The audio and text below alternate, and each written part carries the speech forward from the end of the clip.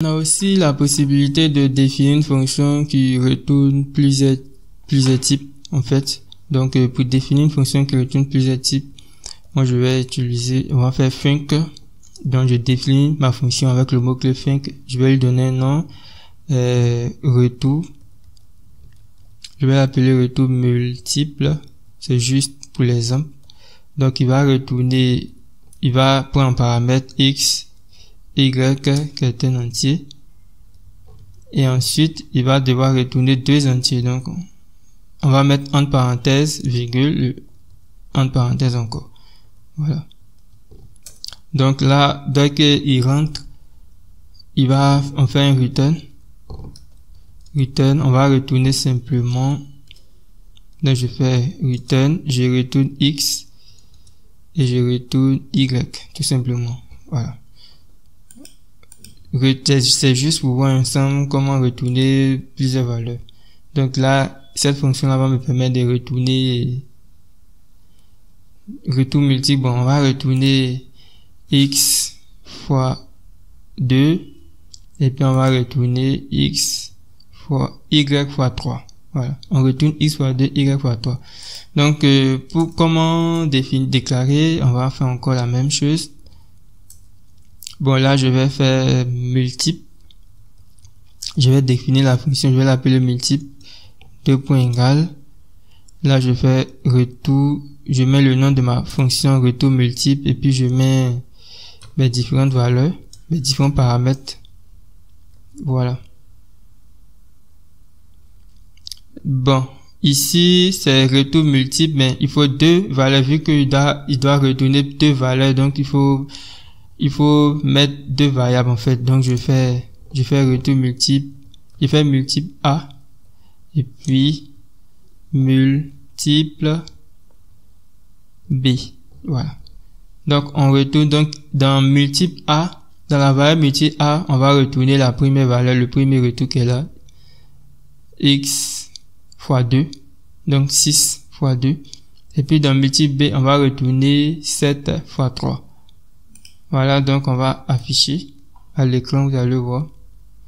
Donc je fais fmt. Je vais afficher un printf. Je mets a égale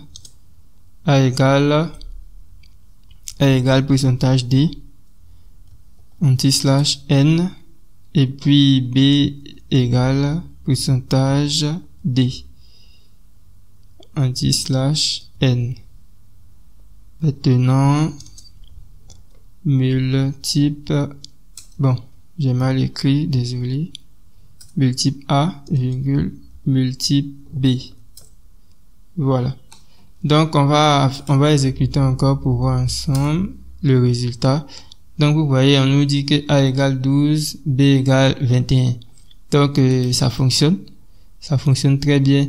On a aussi la possibilité aussi d'ignorer en fait un retour. Par exemple, si on veut récupérer en fait la valeur du premier retour qu'elle a, du deuxième retour qu'elle a, puis ignorer le premier retour. Donc on peut venir ici, on va mettre un underscore. Voilà, je mets un underscore, donc je n'ai plus ça.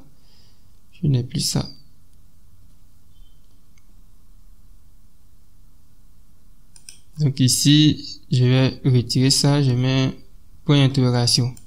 Voilà. Donc là, j'ai remplacé ça par un underscore, donc ça me permet d'ignorer en fait la valeur du retour.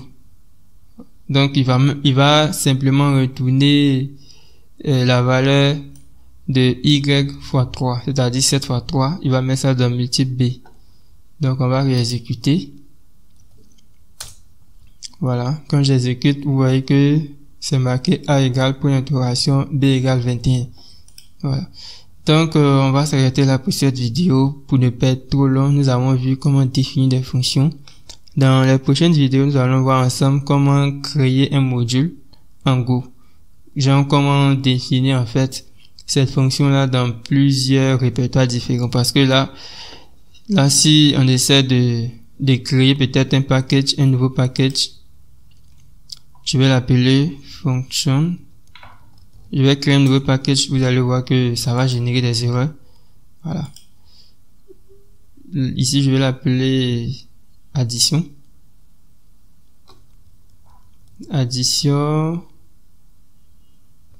Addition.go. Voilà. Et je vais définir mon package. Donc, lorsqu'on veut créer un package, on doit lui donner le même nom que le répertoire. C'est la convention. Maintenant, on va récupérer en fait la fonction addition. Voilà, je récupère la fonction addition. Et puis, je vais venir coller ça juste ici. Voilà. Donc, logiquement, il n'y a pas vraiment d'erreur. Vous voyez que là, il y a une erreur. Donc, je vais faire function. Vous voyez, je fais function.addition. Vous voyez qu'il y a toujours une erreur. Vous voyez, il y a toujours une erreur. Pourtant, je me suis pas trompé. Je suis bel et bien dans le package. Pourquoi il y a cette erreur là? Parce qu'en réalité, en Go, on ne peut pas faire ce genre de choses facilement. On ne peut pas essayer d'accéder en fait à un package d'un autre répertoire sans initialiser Go, sans faire de variable d'initialisation. Donc, dans la prochaine vidéo, nous allons voir comment créer un nouveau package. Voilà. Et comment régler ce genre d'erreur là. Donc, surtout, on se retrouve dans une prochaine vidéo.